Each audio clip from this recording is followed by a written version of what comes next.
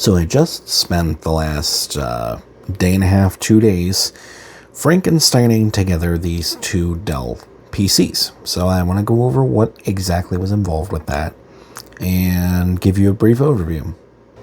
So sort of the entire point of what I was trying to build here was to put together a PC for my work table. This is basically going to serve as something that I go online with. I look up specs, I download drivers, I download BIOS files, put those onto a flash drive, and I wanted to also be able to burn CDs and DVDs, and I want to be able to store a decent amount of information on the PC because I'm going to be downloading all this information, and I wanted to have a fairly good sized drive, but I also didn't necessarily need the fastest or newest thing for that. So what we started off with over here is this, as it came, was a Dell Inspiron 3847. So that's a Intel 4th generation. It came with a 4th gen i3, i3 4170. So it was a dual core CPU that was in there. And it was functional, like the motherboard worked. But the front bezel of the case, completely missing.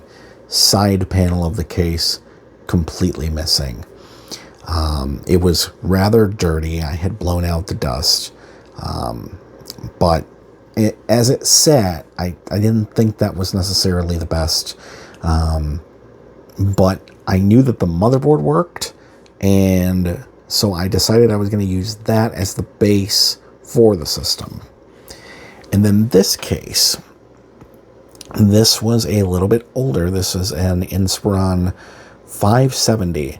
So that came with an AMD, I think it was an Athlon 2 for socket AM3. And actually, this right here, that's on top over here, this is the motherboard that came in this case. It was for Windows 7, so it only had legacy boot, first of all. And I had noticed when I was really looking at it, there's this south bridge on the motherboard, this chip, that had like the whole area around it was just burned. I wound up taking the heatsink off from that, and I wound up installing it onto the motherboard that is in this case now. So basically, Dell, these are both micro ATX boards, first of all. But the thing with the front panel, like the button and the hard drive LED and all of that, is that the pinout was slightly different between the motherboard that originally came in this case and the motherboard that came in this case that was for 4th gen Intel. But the clip design and just overall, like the dimensions and everything on the actual plastic on this part was identical. So I was able to take the motherboard from this case with a 4th gen Intel setup and actually remove the front button off of that case, take the bezel temporarily off of this case, and put the power button and the whole assembly in there. So I was able to transplant the 4th gen setup is in this case with the power button that came with it. It also has a nice little heatsink on the south bridge for the motherboard. And then the way that I completed this system was with a there's a 500 watt Cooler Master power supply up top, because this case also didn't have a power supply in it either. So we've got a 500 watt Cooler Master bronze. It's just a little bit older model. I'm not planning on doing anything too intensive with this thing. It has for right now, it has a Core i5 4570 installed. And the tower cooler that's on here is an Assassin X, Assassin SE, something like that, from Thermalright. It actually fits. With the side panel on, I'm able to close it. It's just short enough by like a couple of millimeters, even with those heat pipes sticking out of the top. So that's going to keep things beautifully cool. That's installed. I've got two 8 gig sticks of DDR3 1600 installed, and we're going to be running the OS off of a Samsung SSD that's just SATA. And yeah, that's basically going to serve the purpose. This motherboard also, I'll see if I can turn this real quick. Okay, there we go. So the motherboard that's in here, like I said, it's from the Inspiron 3847, even though this case is for an Inspiron 570. The nice thing with these is that they are some of the last ones that were sort of normal. The IO backplate shield thing on the cases is removable, so I took it out from the 3847, and I was able to install it onto this case. So it says it's a 3847, but then if you look up the service tag there that's on the case, it matches up to a 570. And then the other final nice thing here is that if you look closely, so this,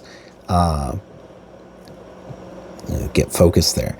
So this motherboard has a mini PCIe slot for a Wi-Fi adapter. Now it came with a super old Wi-Fi adapter on there, but I happened to have this PCIe version that I had gotten off of Amazon like years ago for a mini PC that I was building.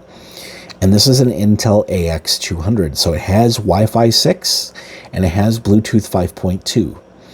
So, you know, it's going to have really fast up and download speed. It's really great. It has this SSD sitting there, which is not physically mounted yet, but I just wanted to give an update. That's what I've been up to for the last couple of days.